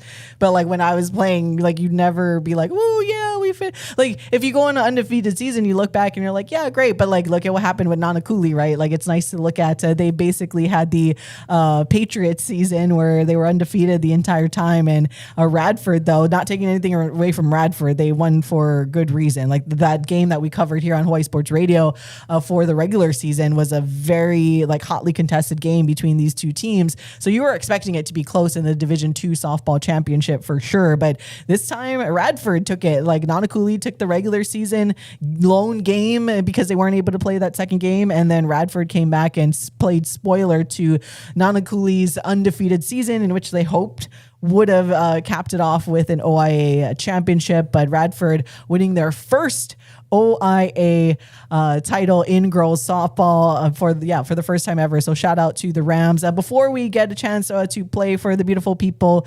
hear from our Fun Factory VIP of the game, Kira Lee Cordero, if you could just share a little bit, Michael, about her impact on that game and adding to that win for Radford. Yeah, well, Kira Lee Cordero, I mean, definitely did her thing at the plate, but I think also on the pitching side of things, that's kind of where the storyline that was very impressive, because heading into the postseason tournament, she only had less than 4 innings pitched, but I think the day before, in the semis, she had 4 innings pitched against Kalaheo, and then in the championship game against Nanakuli, she had a season high 5 innings pitched. So she did things with her bat and also in the circle, and definitely, I mean, Nanakuli beat Radford twice in the regular season, but again, it's like we're saying, it's hard to beat the same team twice. Or 3 times, right? And that's kind of how, like, again, in the postseason, you do have to get lucky and you do have to have favorable matchups. So, Radford, they were always in it against Nanakuli, and they definitely, and they do kind of a veteran squad. Like, they've always kind of been falling short in the tournament under Coach Bond, right?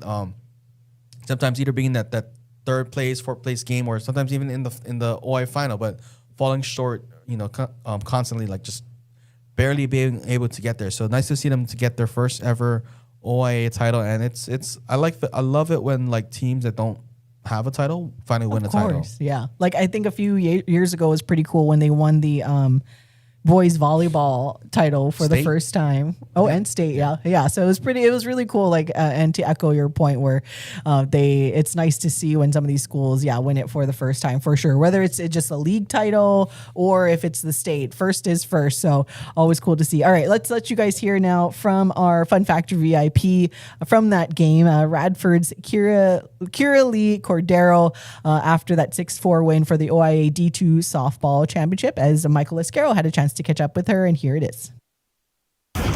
Congratulations, Kira, on this championship. I believe it's the first in Radford history. So, and you're a senior. So, what does it mean to you to kind of bring this home to bring it home to Salt Lake Boulevard? It honestly feels amazing, especially it being my last year here. To make history at Radford, one of the first, is just absolutely amazing.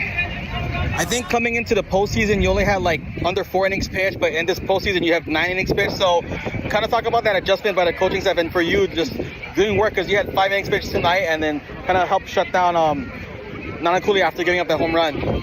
Well, for us pitchers, every day we pitch at least 100 pitches, even though we're not gonna pitch the next day, or like we're not gonna pitch a game. It's always pitch 100 pitches, because we never know, especially because there's states coming up. We want to be ready, all of us. And the first time you guys played Nanakuli, I think you were batting 8, and you didn't bat the first time around, but since then you've been in the leadoff spot. So talk about your bat, because you had 3 RBIs and also making damage in the base paths with 3 stolen bases. Well, I just thought to think simple, at least think simple, and I would be okay. I know there was here and there where I would just hit it to them, and yes, obviously I'm gonna feel some type of way, but like I said, our word is resilient, being able to bounce back. So yeah.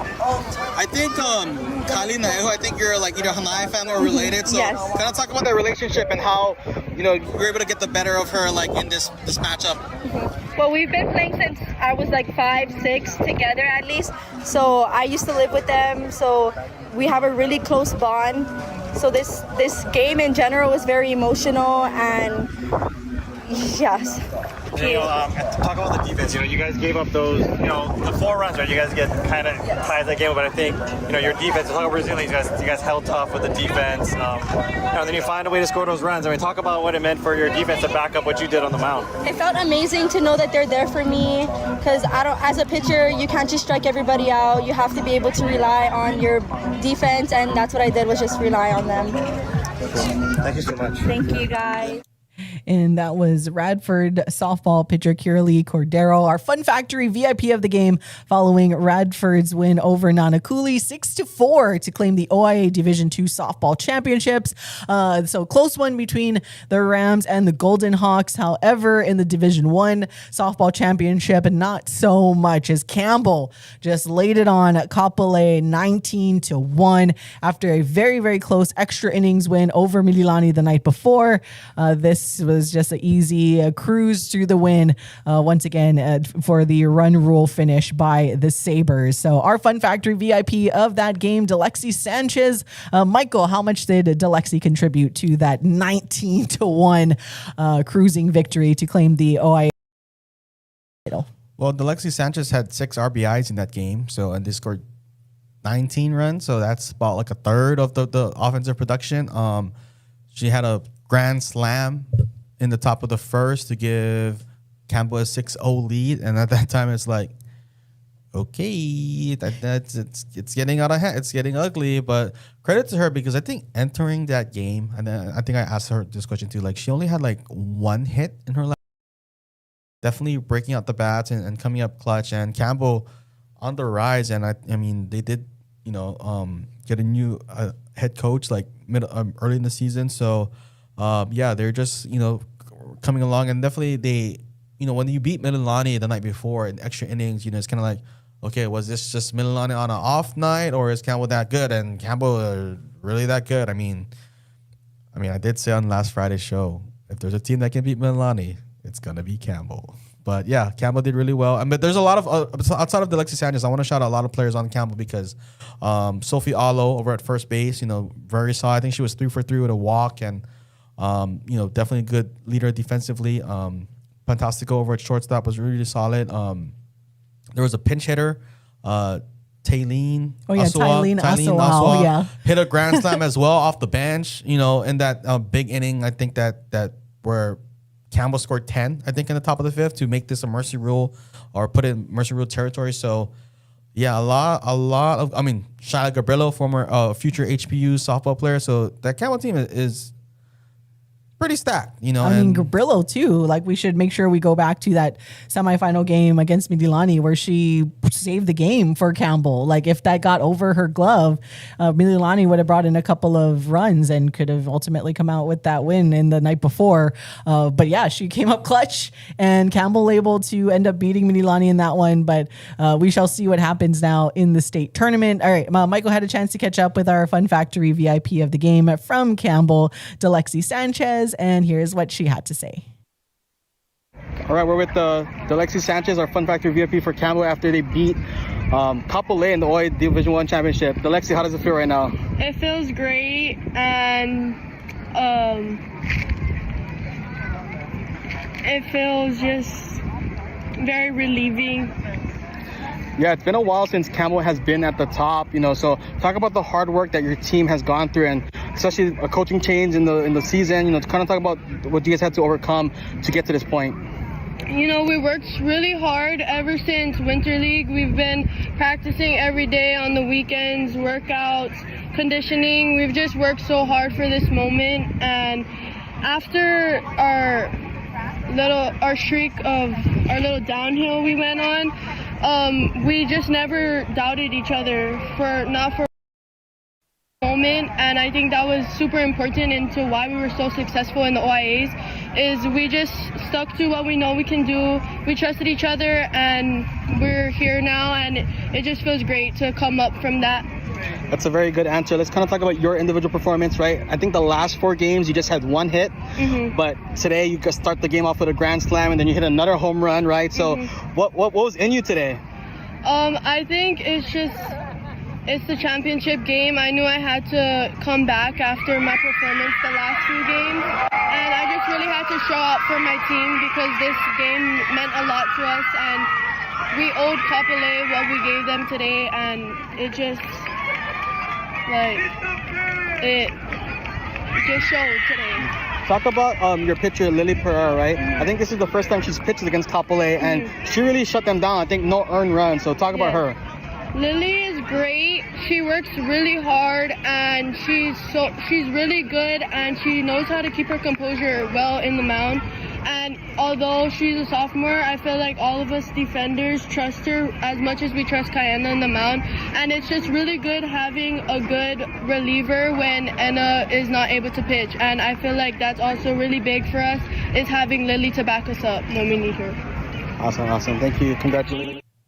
And that was Delexi Sanchez, the outfielder for the Campbell Sabres softball team, and our Fun Factory VIP of the game, following Campbell's 19-1 win over Kapolei to claim the OIA Division 1 softball title. And now the school is getting prepared for the state tournament. But yeah, Campbell, just everyone came up clutch throughout that whole OIA tournament run.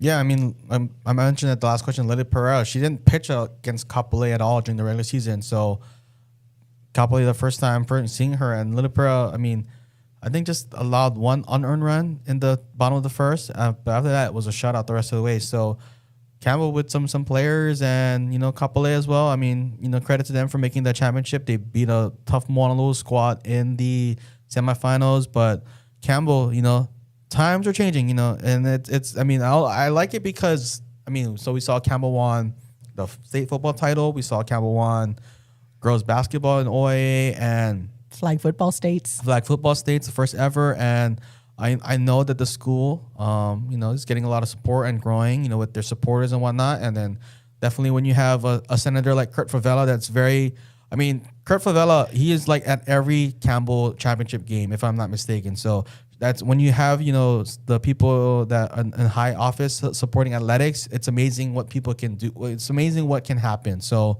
hopefully that, you know, can extend to other areas of the state. But yeah, it's amazing that, you know, just the support that Campbell has received. And yeah, I love it. The irony of Kurt Favela, though, being at all the events, is that's why I chuckle when he's so like hard like against the NIL stuff and not believing that student athletes should get paid, considering that he has quite the plethora of student athletes that go on to play at the P4 level. That is including Jaren Kiave Sangapolutele, who we know is not playing for free at Cal. So well, I will say this about Kurt, where I'm gonna say I think we need to lay off Kurt a little bit, because the last clip that we heard from Kurt being down about NIL was like early February. Since then, he really has been quiet, right? I mean, it's mainly been Glenn Wakai that's been the guy that's like not really supporting UH, but Kurt Favela has been kind of quiet on the issue. I mean, I know. He's only quiet because they haven't had a hearing. Tua's mom did on Twitter like, if you ever need, reach out to Kurt, reach out to me, contact me. I'll educate you about college, about athletics. And I was just gonna say, I'm not saying it's not because there's not any hearings. I mean, he's invited to go to those hearings, but he just hasn't been that guy that's pounding his fist on the table like he normally does in terms of that individual aspect. And I do want to shout out Kurt Favela, because when Campbell did win the girls flag football state title, they missed prom. They missed senior prom, you know, and then they did something him together, and Mayor Tuli Tafai, of Eva Beach, to put something together to have some kind of celebration for the girls that missed prom to win the state title. So since we are talking about the high school aspect of sports, I will give Kurt Favela his flowers for supporting his.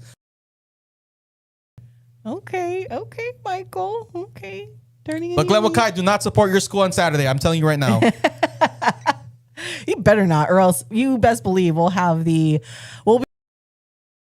Twitter. We're going to make it known, and we'll be posting it on our Monday if that is the case, that Glenn Wakai shows up again to a University of Hawaii athletics event, sitting courtside or very visible, choosing to represent his alma mater versus the school that gets funded, and his salary gets funded by taxpayers. So I'll just leave that there. Anyways, we only have a few minutes left. Sticking with the Diamond Sports, want to make sure we shout this out via our YouTube. Gotta shout out the family, the family.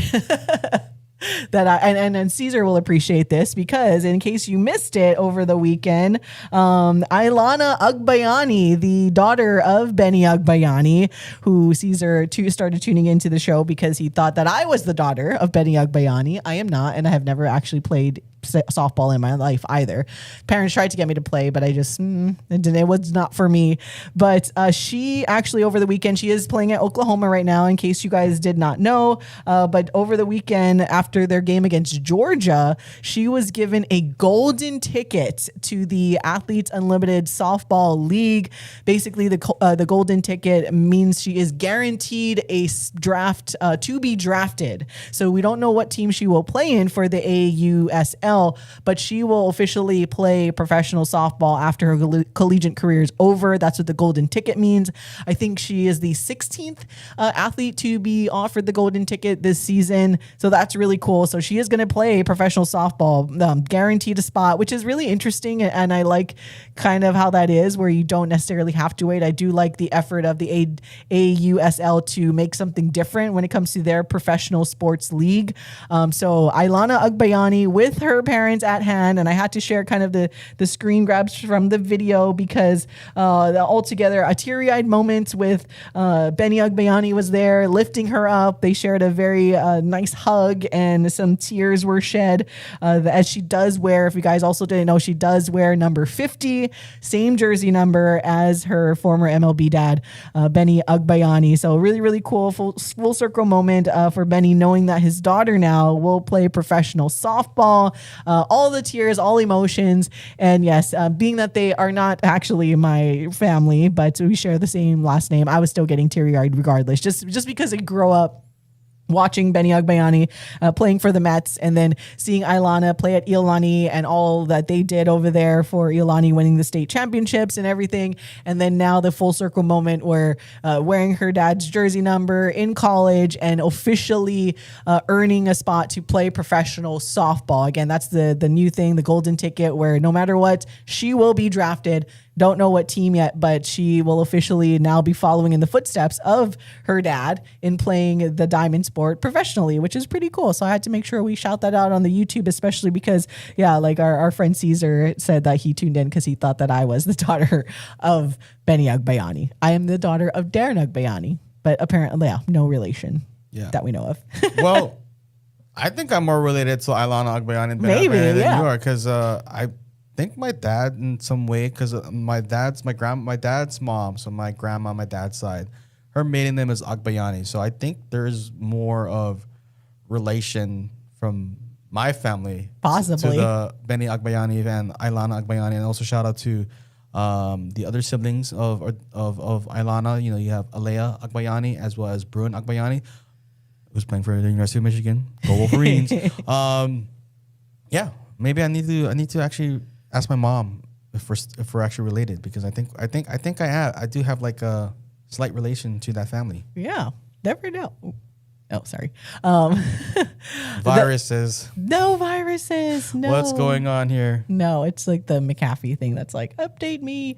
Long story short, I feel like I've shared this before, but I do not know. And so even with like, maybe we could be related distant, like either you and I or me and that baseball, softball playing Agbayani family. But I literally do not know anybody outside. Like I don't know any of from my great grandparents to my grandpa and his brother. Like we don't know any of their, like, say, cousins or anything. It's just like my immediate family on the Agbayani side, where it's like on my mom's side, I kind of know my my grandma's extended family and everyone out in Nanakuli and everything, where the Agbayani family is just, I only know who's directly above and then my immediate family. So they could have a cousin that might be on the side of those Agbayanis or the Agbayani that you are.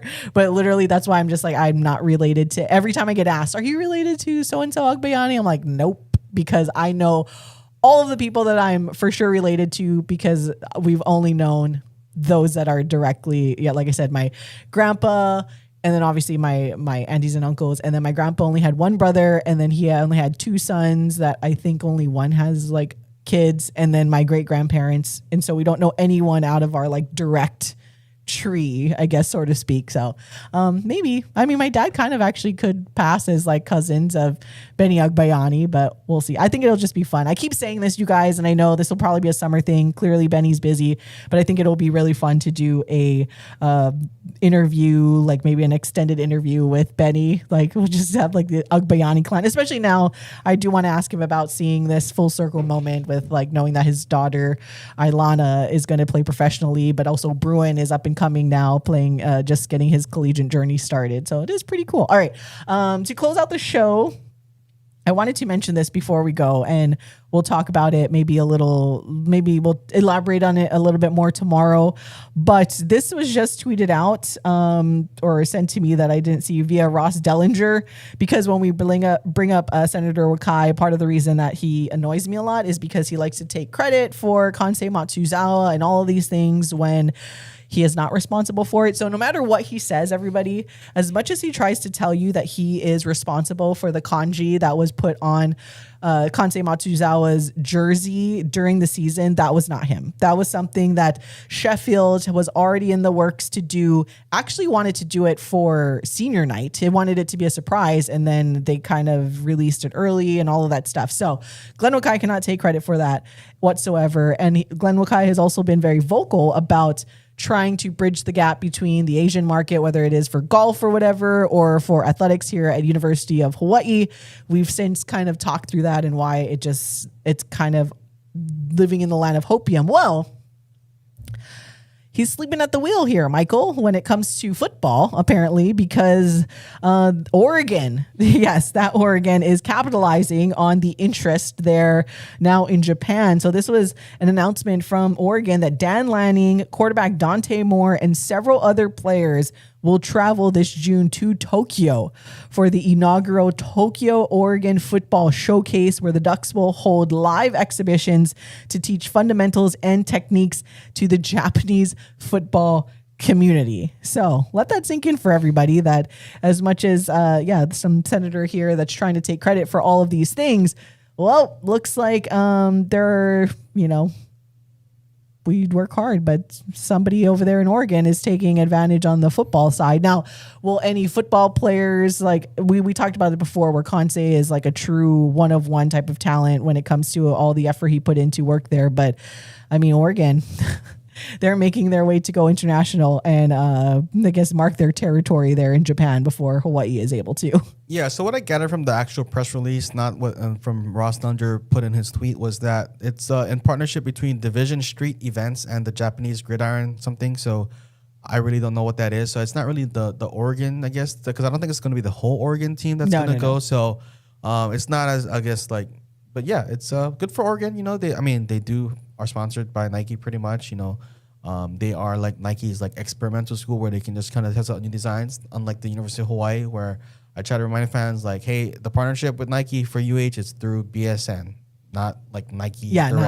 not Nike. But yeah, I mean, for Glenn Mackay, that's the thing too, that's the thing where I always talk about, like, for Hawaii, like, we always got to work harder, is that, like, once we like discover something, then I mean, like, who we know here at HSN, like, once we start something new, then everybody wants to copy it. So it's like that's for Glenn Mackay. What he needs to do is he just needs to like take credit after it's happened, not like take credit before it's happened, because but I don't think like for our football team, like, I don't really see, like, I mean, for one, okay, I'll say this though.